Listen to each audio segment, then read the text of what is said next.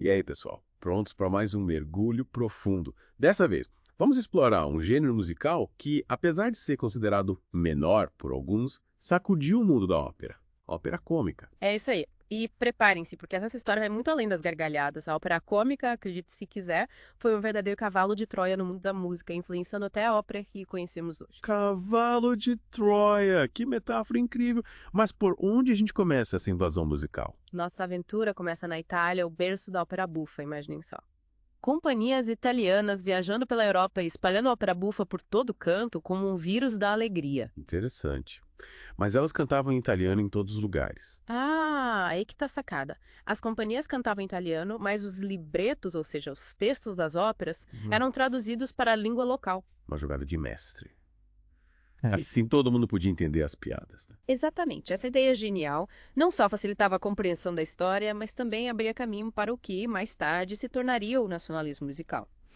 A ópera bufa, com temas mais próximos do dia a dia, conseguia se conectar com o público de uma forma que a ópera tradicional, com seus mitos gregos e deuses romanos, não conseguia. Então a ópera bufa era divertida e inteligente. Usava humor para se conectar com as pessoas e, quem sabe, até dar uma cutucada no sistema. Mas essa ousadia toda era só na Itália. Que nada. Atravessando os Alpes, a gente chega na França, onde a ópera comique estava dando seus primeiros passos. Começou de forma bem simples, como um entretenimento popular, sabe? Em feiras e mercados, usando melodias já conhecidas pelo público, os vaudevilles. Vaudevilles. Que nome diferente. Era tipo um karaokê da época. Uma boa comparação. Mas com um detalhe importante. O opera comique usava diálogos falados entre as músicas. Diálogos falados. Mas isso não quebrava o ritmo da ópera. De jeito nenhum. Na verdade, era justamente essa sacada. O público já estava cansado dos recitativos, aqueles trechos cantados que parecem intermináveis, sabe? O diálogo falado trazia mais agilidade, dinamismo e aproximava a história do público. Era como assistir a uma peça de teatro com música. Entendi. Era a ópera saindo do pedestal e indo para o meio do povo. E essa mistura de música e diálogo fazia sucesso. Imagina, o público e o delírio. Era uma novidade e permitia que o opera comique abordasse temas mais polêmicos, como sátiras políticas e sociais. Algo impensável na ópera séria da época. Olha só. Usando humor para cutucar a elite. Mas me explica melhor como funcionavam esses vaudevilles. Era só o público cantando junto. Na verdade, os vaudevilles eram melodias populares da época que serviam de base para as letras, que eram satíricas e cheias de humor.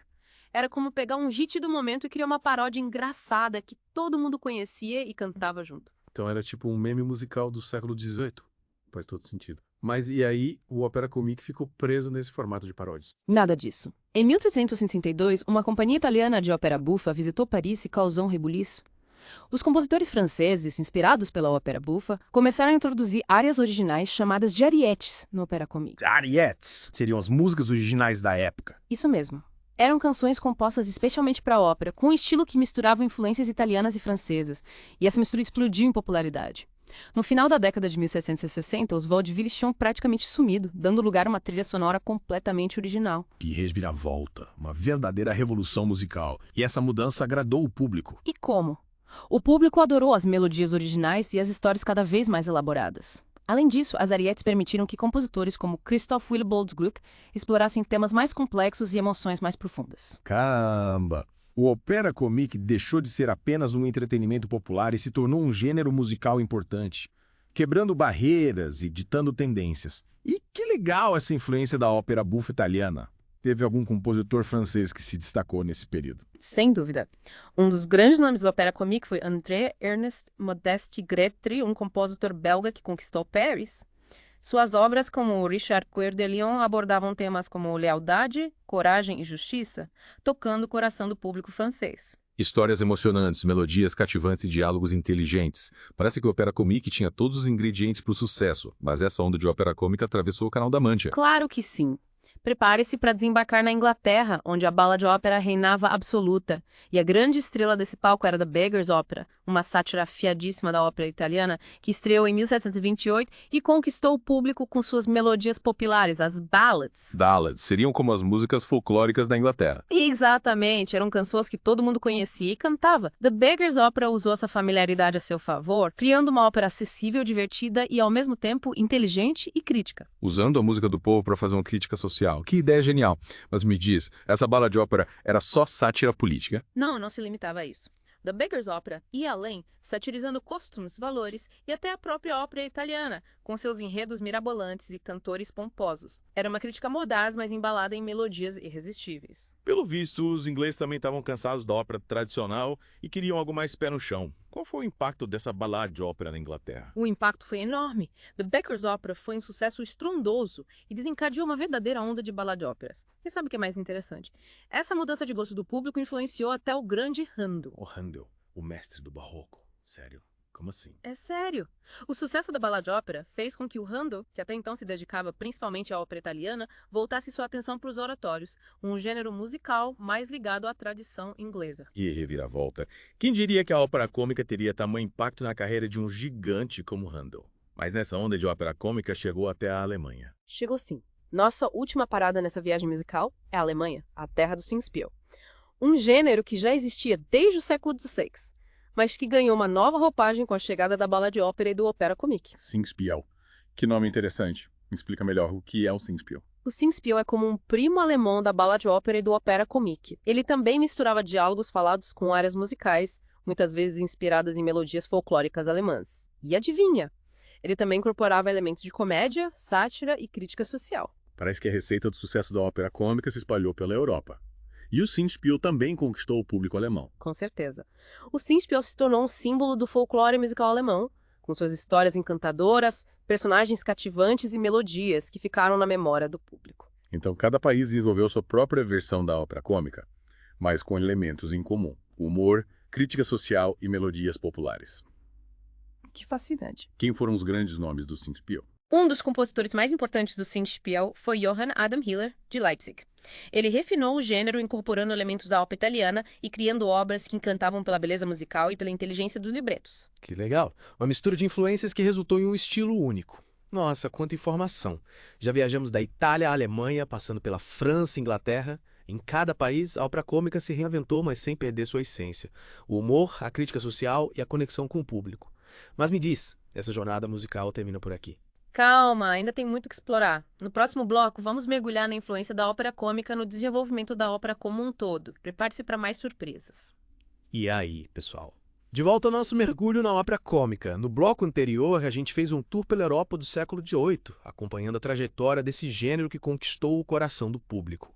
Mas me diz, por que a ópera cômica, que muitos viam como um entretenimento leve, teve um impacto tão grande na história da música? É aí que tá a beleza da coisa. A ópera cômica, com seu jeitinho popular, acabou influenciando até os grandes compositores de ópera séria. Parece até ironia do destino, né? Ironia do destino. Me explica isso melhor. A ópera séria, sabe, se prendia a temas mitológicos, históricos ou literários, enquanto a ópera cômica trazia a vida como ela é, com personagens reais, dilemas do dia a dia e, claro, muito humor.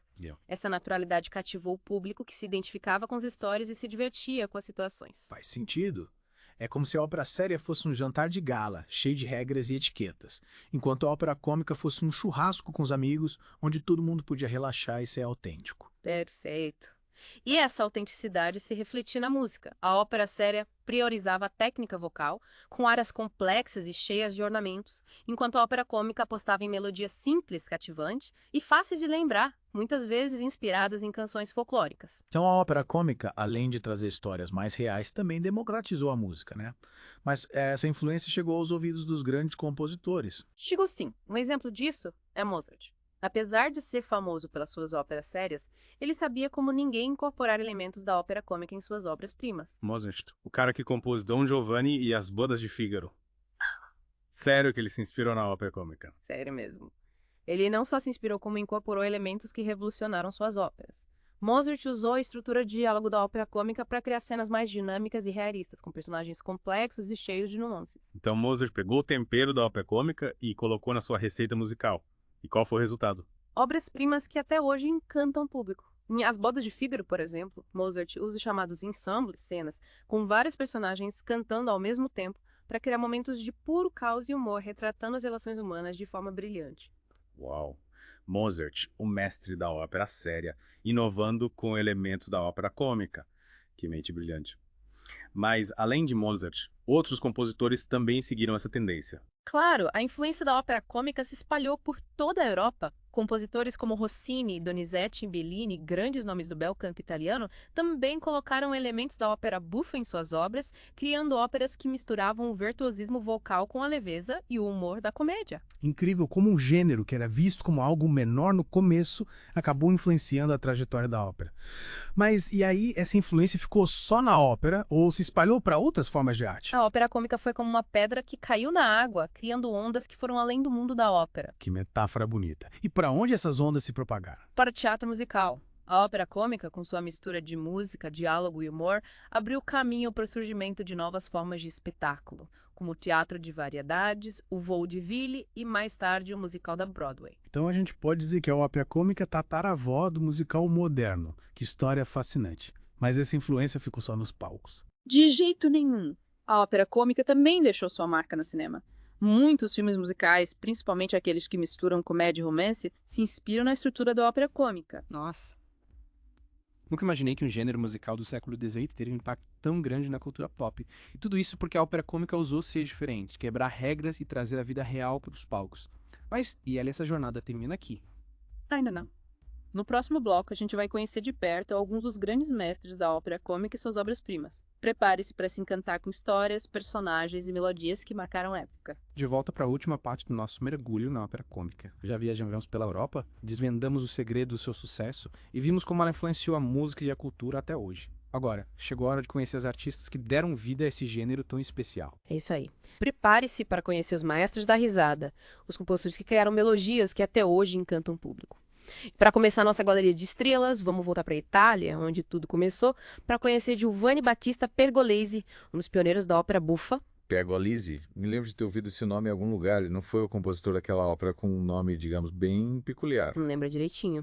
Pergolesi é o gênio por trás de La Serva Padrona, ou A Criada Patroa, uma obra-prima de 1673, que é considerada um marco da ópera buffa. A Criada Patroa? Só pelo nome já dá para imaginar as confusões. Me conta mais sobre essa história. Que imagine só. Uma criada para lá desperta, a Serpina, que decide dar um golpe do baú no seu patrão, o Huberto.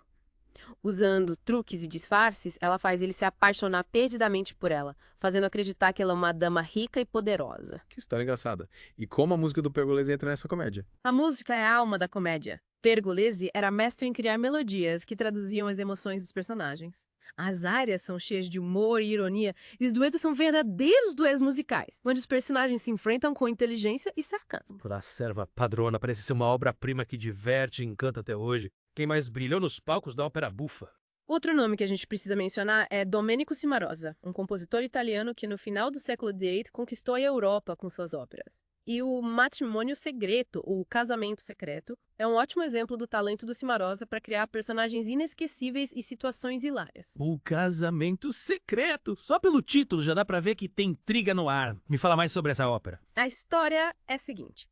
Duas irmãs se apaixonam por dois rapazes, mas o pai delas, um comerciante rico, tem outros planos. Para realizar seus sonhos de amor, os casais decidem se casar em segredo. E aí começam as confusões e mal-entendidos. Parece uma comédia romântica daquelas de suspirar. E a música do Cimarosa, como ela se encaixa nessa história? A música do Cimarosa é pura energia. As áreas são vibrantes, os duetos e trios são cheios de diálogos musicais e os momentos de suspense são pontuados por melodias que te prendem na cadeira. Que talento! Cimarosa era mestre da ópera buffa mesmo. E na França, quem que se destacou no Opéra Comique? A gente falou do André-Ernest Modeste Grétry, mas outro nome importante é o François-Adrien Boieldieu. Ele, no comecinho do século XIX, levou o Opéra Comique para outro nível. Boieldieu? Que nome elegante. Qual foi a obra-prima dele? La Dame Blanche, ou A Dama Branca, uma ópera de 1825 que conquistou o público francês com sua história romântica, que se passa na Escócia medieval. A história gira em torno de uma misteriosa dama branca que protege um jovem herdeiro de um castelo assombrado. Que história incrível. E como a música do Boieldieu contribui para essa atmosfera de mistério e romance? Boieldieu era mestre em criar melodias que evocavam paisagens sonoras e emoções. Em La Dame Blanche, ele usa coros, áreas apaixonadas e melodias folclóricas escocesas para levar o público para um mundo mágico. Que obra fantástica! E na Inglaterra, quem reinou nos palcos da balada de ópera? Além do sucesso absoluto de The Beggar's Opera, outros compositores também se aventuraram no gênero. Um deles foi Thomas Sarne, conhecido por suas óperas com temas históricos e mitológicos, mas sempre com um toque de humor. Arne, o compositor que se arriscou em outros mares. E qual obra dele a gente pode destacar? Uma das óperas mais famosas do Arne foi Artaxerxes, de 1762, que conta a história de um rei persa que enfrenta várias intrigas na corte. Mesmo se baseando num tema histórico, Arne colocou humor e ironia na ópera, criando momentos divertidos para o público. Parece que o humor era irresistível para os compositores da época e na Alemanha quem brilhou nos palcos do Singspiel. A gente já mencionou o Johann Adam Hiller, mas outro compositor que merece destaque é o Carl Maria von Weber, um dos grandes nomes do romantismo alemão. Ele incorporou elementos do Singspiel nas suas óperas. Weber, o mestre do romantismo. E qual ópera dele a gente pode destacar? Uma das óperas mais famosas do Weber é Der Freischütz, ou O Franco Atirador, de 1821.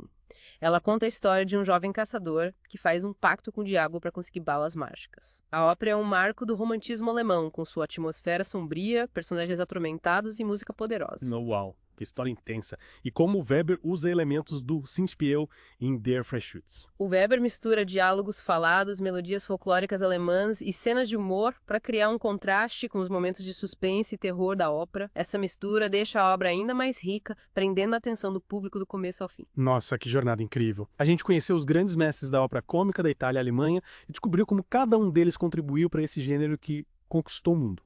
E você, o que achou dessa viagem musical? Ficou com vontade de saber mais sobre a ópera cômica? Acho que a ópera cômica mostra pra gente que a música pode ser leve, divertida e, ao mesmo tempo, profunda e emocionante. Ela nos convida a rir da gente mesma, a pensar sobre a vida e a celebrar a beleza da arte. Que mensagem inspiradora. E que final perfeito para nossa imersão na ópera cômica. Esperamos que você tenha se divertido e aprendido com a gente. Até a próxima!